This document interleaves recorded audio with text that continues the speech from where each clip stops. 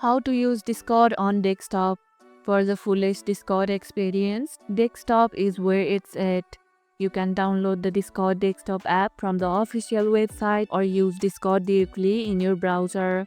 Once logged in, your servers appear vertically on the far left. Click any server icon to see its channel listed.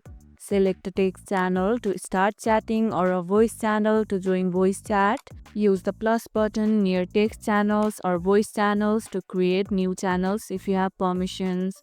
The right sidebar shows the server members who are online.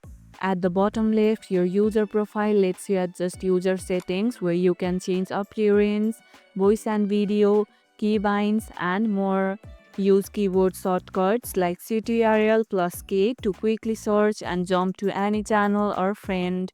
Do you have a favorite desktop shortcut? Let me know in the comments below. Desktop Discord is powerful and flexible, perfect for deep server management and chatting with friends. And if this video helped, hit the like button, share it, subscribe, and leave a comment. Thanks for watching, and I'll see you in the next one.